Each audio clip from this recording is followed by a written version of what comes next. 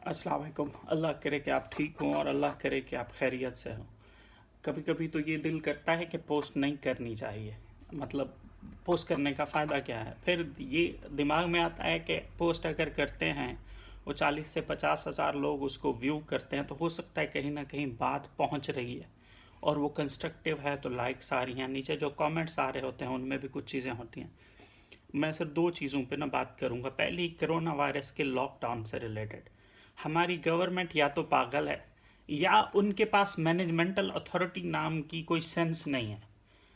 वो मिसाल देते हैं अमेरिका की, आप उनकी इकॉनमी देखें कितनी बड़ी है।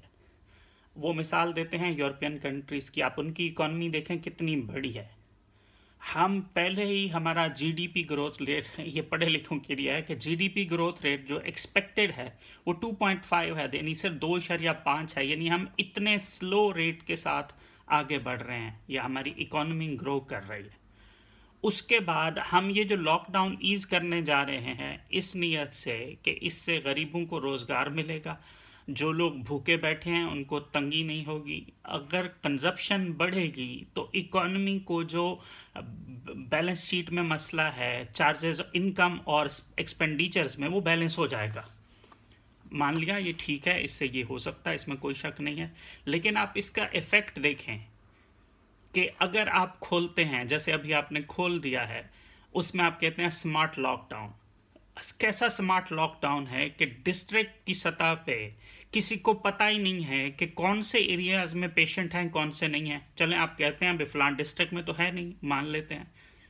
फिर आप कहते हैं प्रोविंशियल सतह पे, वो प्रोविंस पूरा खुला हुआ है, आपस में लोग आ जा रहे हैं। और जो गरीब है वो तो पहले ही मजदूर नहीं जा रहा था।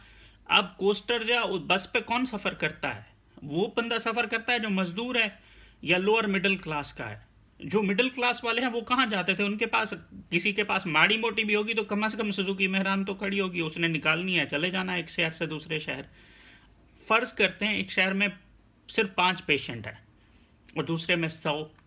आपने यही क्लियर नहीं किया कि 100 कहाँ हैं, 5 कहाँ हैं।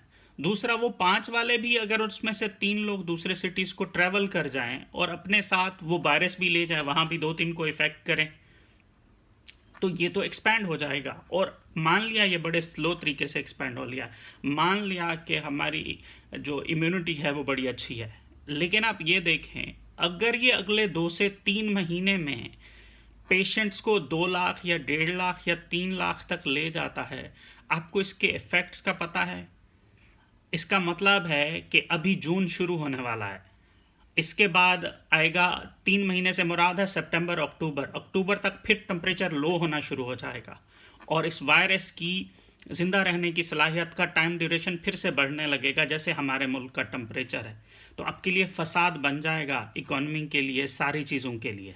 और ऐसा फसाद जिसको संभालना अजाब हो जाएगा। हमारा जीडीपी पहले ही सिर्फ 2.5 की रफ्तार से बढ़ रहा है, और अगर ये इसी तरह से 6 महीने मुल्क बंद रहा और उसके आगे 3-4 महीने सर्दियों के, ये 12 महीने का जो फसाद है हमारी इकॉनमी पे, हम कैसे बर्डन इसका उठाएंगे? इन्वेस्टर भाग जाएगा जिसने पैसे लगाए हैं नुकसान के डर से, और आप पे इतना बड़ा प्रेशर पड़ जाएगा कि हो सकता है आपकी इकॉनमी माइनस में चली जाए। और वो माइनस में जाएगी तो अल्लाह करे कि आप लोग इकोनॉमिस्ट्स को सुनते हो, आपको पता हो कि इसका कितना बड़ा इम्पैक्ट पड़ेगा इकॉनमी से, कितने लोग गुर्बत से नीचे जाएंगे, हम दुनिया में कितने पीछे छूट जाएंगे। स्मार्ट लॉकडाउन को एक्सप्लेन तो कर दें कि प्रोविंशियल सतह में कौन से सिटी में पेशेंट हैं, कौन से एरिया में पेशेंट हैं। अगर डिस्ट्रिक्ट वाइज किसी को पता ही नहीं है तो स्मार्ट लॉकडाउन का मतलब कैसे चलेगा पता?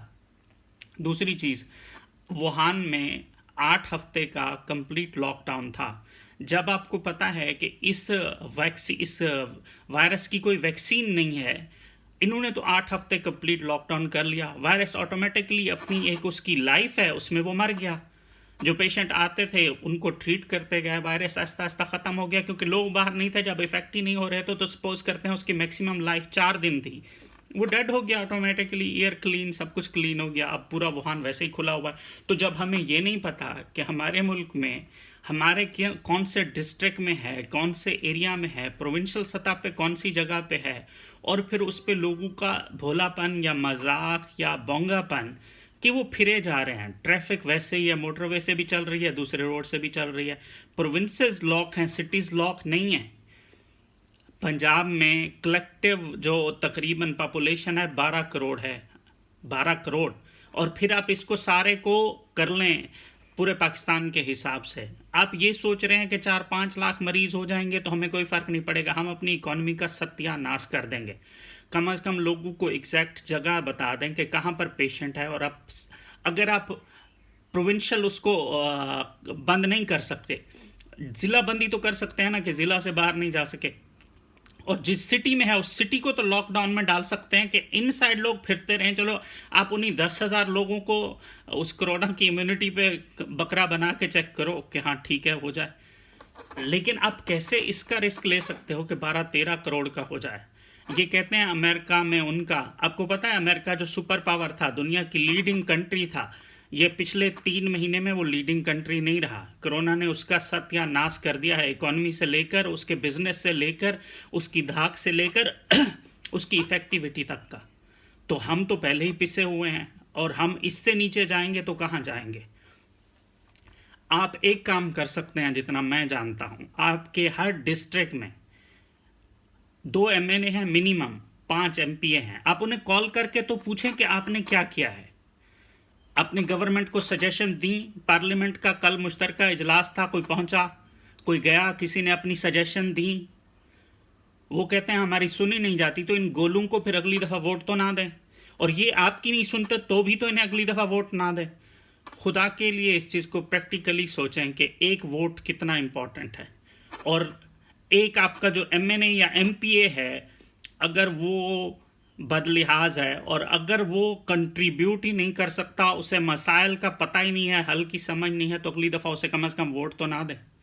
और कम से कम अकाउंटेबल तो उन्हें बनाएं, क्वेश्चन तो करें, उनसे पूछें तो सही। उन्हें डर तो लगे ना कि अगली दफ़ा उन्होंने आपके पास आना है, या अभी उन्हें इतना डर तो हो। और तो चलो गवर्नमेंट तक आप पहुंच नहीं सकते, लेकिन गवर्नमेंट तक आप इन्हीं के थ्रू पहुंचोगे। अब इमरान खान गिरबान लेके थोड़ी का आएगा आपके सामने कि आप उसका पकड़ो। नवाज शरीफ लाया, जरदारी लाया, आपके यही नुमाइंदे हैं जिनको आप पकड़ सकते हो, जिनसे पूछ सकते हो।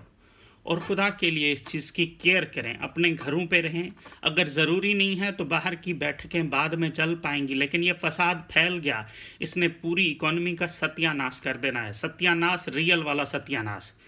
जो आपकी पहले महंगाई बढ़ी है, जो चीज़ 20 रुपए की थी और 30 रुपए की हुई है, ये 60-70 पे चली जाएगी ऑटोमेटिकली जब आपका रुपया गिरेगा। तो अल्लाह करे आप सारे इस चीज़ को समझ सकें। अगर सारे नहीं समझ सकते, जो पढ़े लिखे समझ सकते हैं, वो तो अपने यारों दोस्तों फैमिली वालों को बताएं कि खुदा के लिए घरों पे रहें, खुदा के लिए गैर ज़रूरी बाहर ना जाएं।